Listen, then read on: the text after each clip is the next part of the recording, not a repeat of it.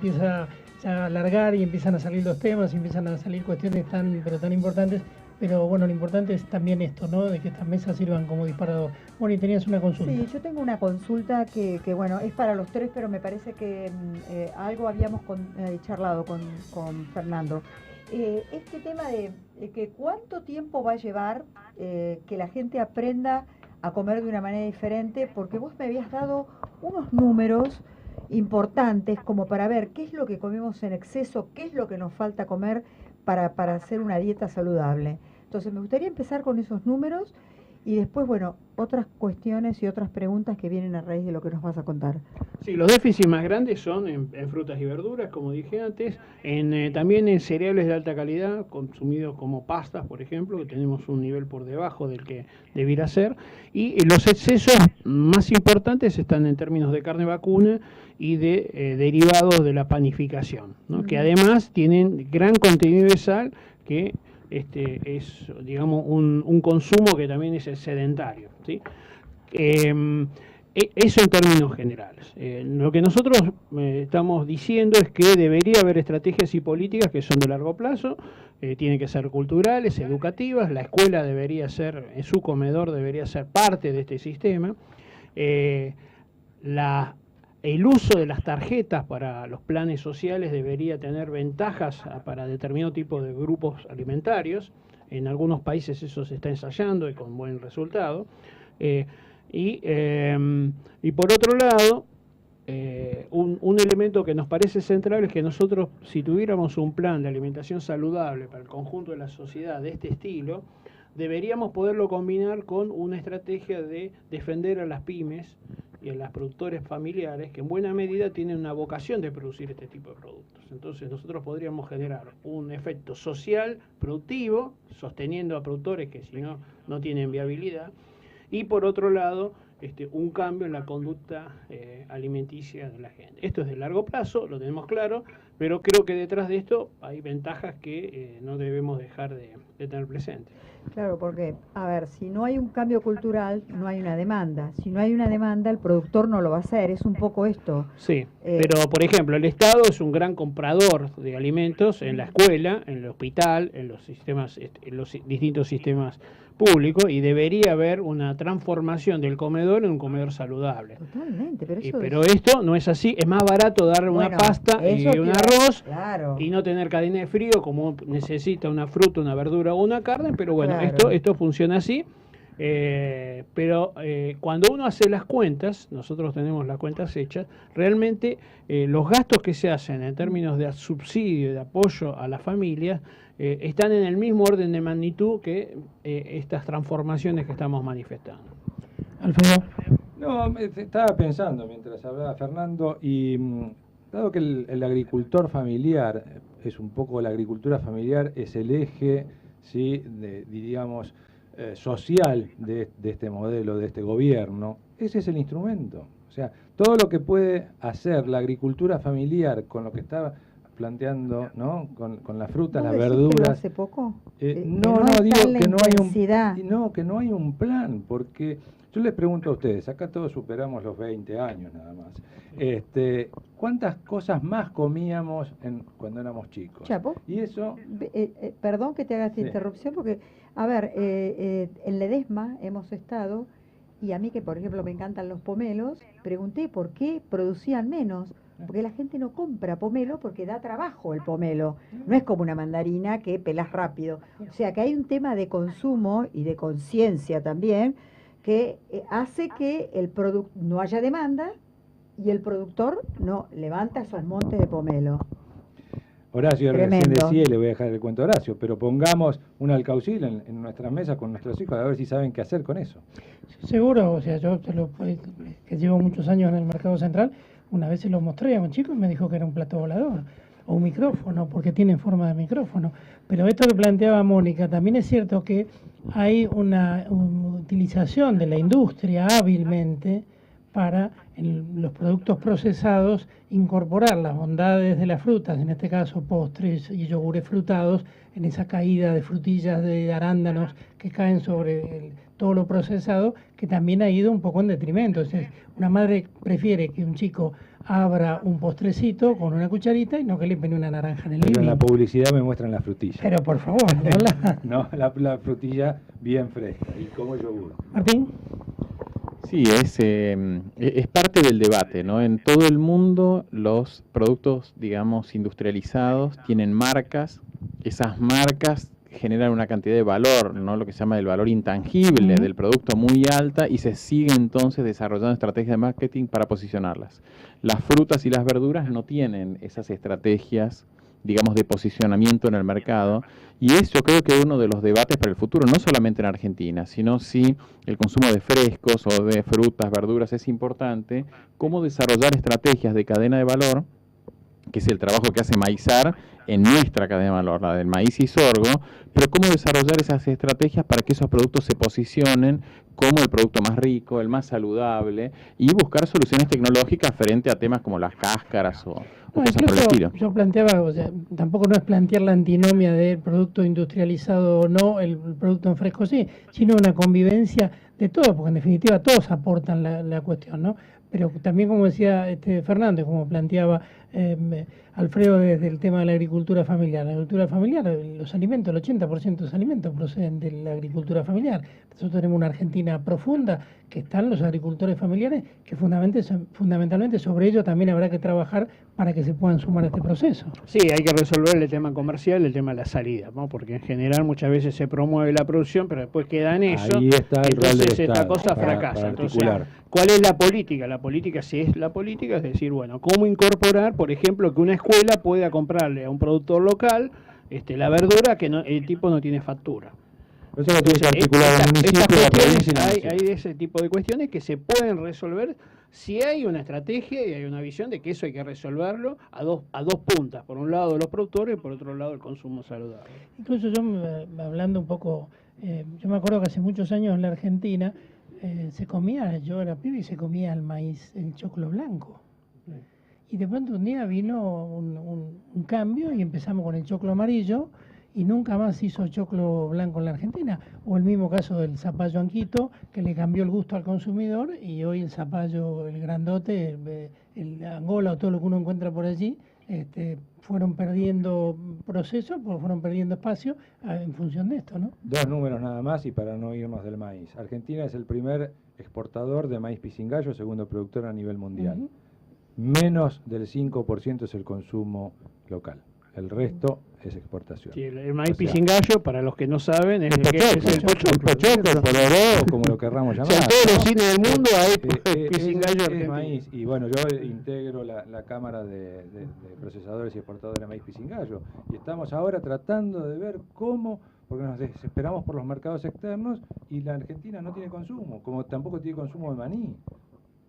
Son cosas, porque el mundo come distinto y nosotros que somos los productores comemos muy acotado. Sí, me parece que volviendo a la idea de cómo es que se lleva esto al desarrollo de un país, ¿no? Que va teniendo estos problemas de cultivos que desaparecen, familias que van dejando de operar, y me parece que la Argentina tuvo la mala suerte de ir quizás durante muchas décadas, ¿no? En un camino de inflación y de problemas económicos y crisis macroeconómicas, y llegar como a la visión que las soluciones de desarrollo de la Argentina dependen de las variables macroeconómicas. Cuando uno ve que en el resto del mundo, y sobre esto vamos a trabajar bastante en el Congreso, inclusive Alfredo está liderando uno de estos paneles, en el resto del mundo es desde el sector empresario, aún desde las familias, el tratar de crear esa visión empresaria, como decía Fernando recién, la importancia del acceso a los mercados. En gran medida el acceso a los mercados depende de la formación comercial de las personas. Nosotros, cuando se presentó la ley de abastecimiento en el Congreso, uno de los temas que objetamos de la ley de abastecimiento es que la ley de abastecimiento crea la imagen como que quienes se dedican a la comercialización son piratas, acaparadores, especuladores dañinos. Y el funcionario público, que pasa a tener un poder por encima inclusive de la Constitución, que habla de la libertad de comercio y de la libertad para ejercer cualquier industria lícita, pasa a ser como una especie de Superman, cuya responsabilidad como superhéroe es poner bajo control a estos comerciantes que nos quieren vender o acaparar. Y entonces yo creo que en el resto del mundo el rol, digamos, por ejemplo, de la cadena comercial es aquel que es el que crea más valor. me parece que gran parte de los conflictos o de los problemas que tenemos hoy en la fruta, la verdura, los granos, los lácteos, las carnes, es porque esas cadenas comerciales no logran desarrollar una capacidad competitiva, una estrategia común que los haga funcionar. Y finalmente todos esperamos que se resuelvan los problemas con una próxima devaluación o con una no devaluación, con que baje la inflación, que todo eso es indispensable, quizás. Devaluar no estoy tan seguro, bajar la inflación sí, pero creo que como sociedad debemos también generar ese cambio hacia una visión de que cada uno en su negocio es parte de una cadena de valor que debe desarrollar ciertas destrezas, debe desarrollar la capacidad de ser empresario, aunque sea un pequeño productor de alcaucil de La Plata, ¿verdad? Sí, yo digo salir de la zona de confort, de que uno está haciendo lo que sabe y hacerlo in eterno. No, Totalmente. o sea, ir dando estos saltos en Totalmente. lo comercial, en lo tecnológico. Exacto. Pero bueno, todo Sí. eso es cultural también, lleva Sí. muchos años, pero bueno, alguna vez hay que ponerse en marcha, ¿no? Sí, Sí, ponerse... es así, Es así, así. y bueno, y lo que no hay que hacer son estrategias y políticas totalmente desarticuladas, ¿no? Claro. Si yo vuelvo a lo que dije de los excedentes, Ujú. lo que nosotros podemos decir que la política en los últimos años de proteger el trigo y la carne vacuna, lo único que hizo fue desbalancear desde el punto de vista de la salud lo que comen los argentinos. Y además atentó contra la producción de esos mismos productos, que bajaron sustancialmente su producción. Entonces, hay una desarticulación entre los pensamientos, las necesidades, etcétera. Y bueno, lo que uno debería tratar de promover es que estén más armonizadas las políticas y las estrategias. Ahora yo pensaba, ¿no? ¿Cuánto trabajo para toda la cadena y cuánto queda por hacer, ¿no? Porque esto de que hablamos de los mitos y verdades del sector productivo, estos temas de los mitos muchas veces hay que desactivarlos, ¿no? Y uno los tiene que ir desactivando también en la medida que tiene que ir creciendo y ofreciendo mayor cantidad de producción y al mismo tiempo mayor calidad, Alfredo. Bueno, acá hay también otro mito, ¿no? Que es que podemos volver a hacer una producción de la familia Ingalls, ¿no? Quiero decir eso, todos viviendo felices con la vaquita, la gallina, el caballo. No, la industrialización, la urbanización, la modernidad llegó. Sí. A mí me encantaría vivir, ¿sí? Como la familia Ingalls, pero digo, vivo a 3 cuadras del Obelisco. Entonces, hay que... Para ese modelo sobran 4.000 millones de personas. Exactamente. Entonces, ese también es un mito.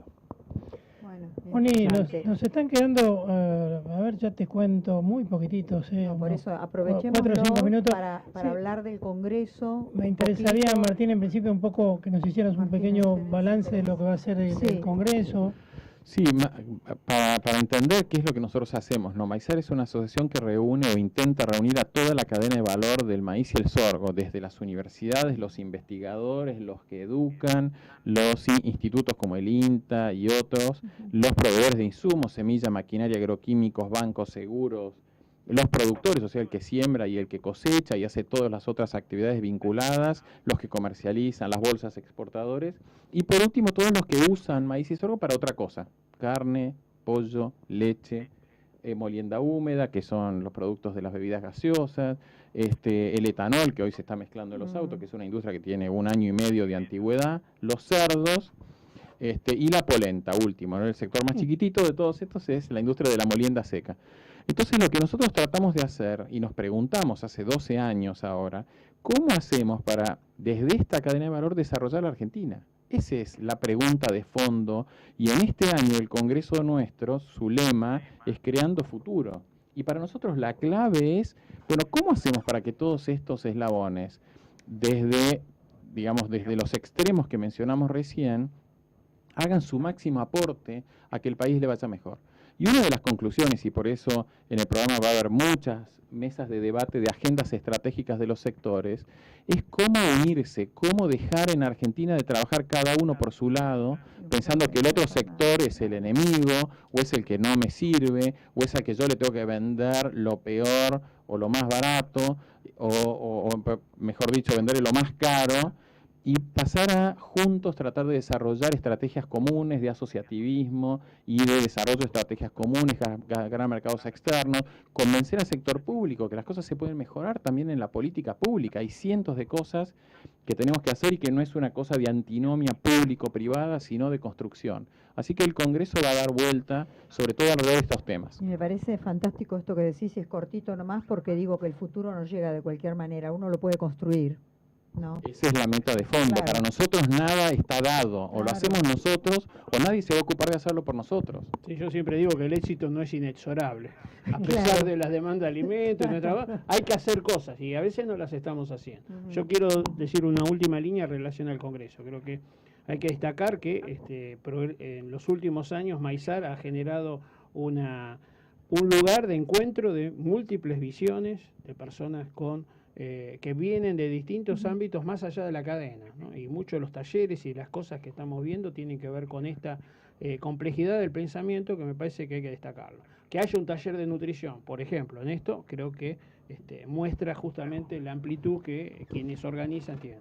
Es que yo creo que esto que dice Fernando para nosotros es central. En esa pregunta fundacional de Maizar, de cómo se hace para desarrollar un país a partir de las docenas de cadenas de valor que integran esto, es cómo hacemos para que la sociedad, para que aquel que está en una ciudad enorme como es Buenos Aires, que no ve nada del campo y solamente ve los productos de esta cadena de valor en el supermercado o en el plato cuando va a comer, valore todo aquello que se hace y logremos que se sienta orgulloso de lo que hace también su país y sus conciudadanos que por ahí están a cientos o miles de kilómetros. Pero nos gustaría, justamente estas actividades fuera de lo específico nuestro, lograr, unidos como sociedad, desde lo rural, lo urbano, lo lejano, lo cercano, decir, esto realmente es lo que somos nosotros, ¿no? Alfredo. Muy cortito, nosotros vamos a estar planteando la agenda estratégica del sector semillero de la mano de todo lo que son las tecnologías, ¿sí? Cuando hablo de tecnologías es el concepto integral, germoplasma más biotecnología. Pero hay otro desafío que es decir, hoy nosotros, este es nuestro momento, nosotros somos los actores de esta película, no busquemos culpables, seamos responsables, involucrémonos en la solución. No va a venir dado de lo que decían ustedes, el futuro se construye, no viene el 24 de diciembre, aparece Papá Noel y nos deja el regalito del futuro. Martín, nos vamos, pero quería que nos dejes la fecha, el lugar, la hora. Eso, el Congreso es en Parque Norte, en un edificio nuevito que tiene el complejo de Parque Norte, ahí sobre la avenida Cantilo, que se llama Golden Center. Y es el 30 de junio y el 1 de julio. Y hay un programa muy variado de muchísimas actividades, como decía Fernando, tanto propias de nuestra cadena de valor como estos temas de nutrición y temas de salud y temas de educación. Así que hay varias cosas que creo que van a ser muy interesantes. www.maizar.org.ar. Bueno, nos estamos yendo. Nos quedaron muchas preguntas, pero sí, siempre hay una mesa. Ya muchísimas. hicimos mesa suelo 2, así que tranquilamente podemos hacer una segunda edición de esto, post-congreso, y seguir dialogando con A ver los amigos. cómo, claro, qué es lo que dejó. Me parece perfecto, sí. Esta sería mitos y realidades. No, construyendo el futuro 1 y vamos a construyendo el futuro 2. ¿Te gusta? Impecable. La saga. Eso. Gracias, Dale. Alfredo Pasegre. Gracias por Gracias, invitarnos. Fernando. Gracias, Martín. Señora, Placer. ¿nos Señor, encontramos nos- mañana? Mañana, ¿le parece? Me encanta, No, lo la llamo agarré. por teléfono. Claro, mañana es por teléfono, es el lunes. Hasta el lunes entonces. Nos encontramos el lunes, somos Entre el Campo y la Ciudad, Mónica de Micheli y Horacio Esteban, hoy de los estudios centrales de agritotal.com y de la revista chacra.com.ar en esto que es hacer un poco de televisión y también de radio. Tengan ustedes un excelente fin de semana y por supuesto el mejor día del Padre para todos aquellos que lo tienen y el hermoso recuerdo para aquellos que ya no lo tienen pero que lo tienen sí en el corazón. Nos vamos, chao. Sigamos, Jori.